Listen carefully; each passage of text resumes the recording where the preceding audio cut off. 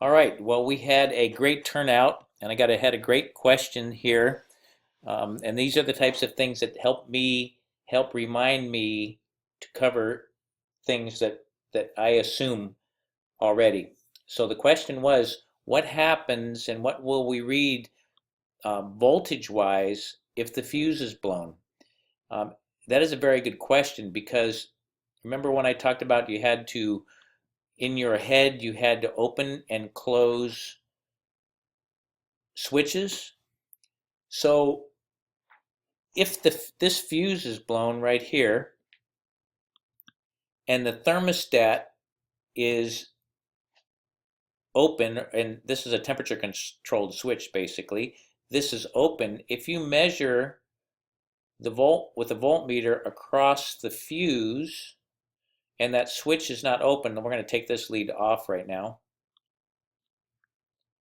And then we're going to measure across the fuse. Remember, the voltmeter measures the difference in voltage. So we have 115 volts on this line right here. And this switch is closed. This lead is on 115 volts.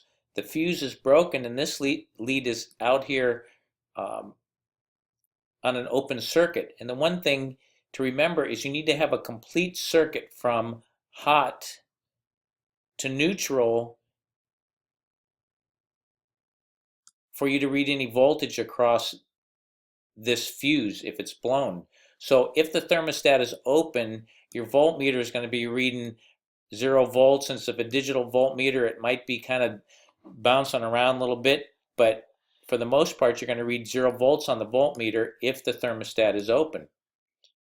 And this is where it's really important to know what the state of the equipment is. Now, if this thermostat is closed, we take this lead off of here and we move it over here. Oh, sorry. We close that. Close the thermostat.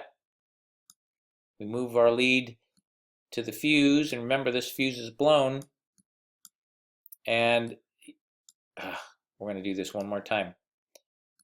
We'll disconnect this lead. We're going to move it over to the top of the fuse. Close the thermostat. If the thermostat happens to be closed, the temperature controlled switch, and you put your meter across the fuse, which is blown. Remember, we're measuring a difference in voltage, so this is effectively no longer in the circuit. We have 115 volts on this lead, and we have neutral, or 0 volts, on this lead, and we're going to measure 115 volts across the fuse. However, if this thermostat opens back up,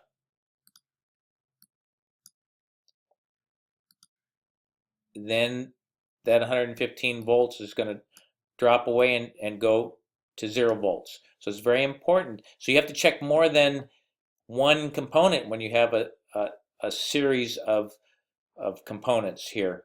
So you need to know, is the thermostat closed? And this is where we have to get out the ohm meter to see if these other switches are closed. We'll cover this more in detail in another class. So hopefully that answers the question.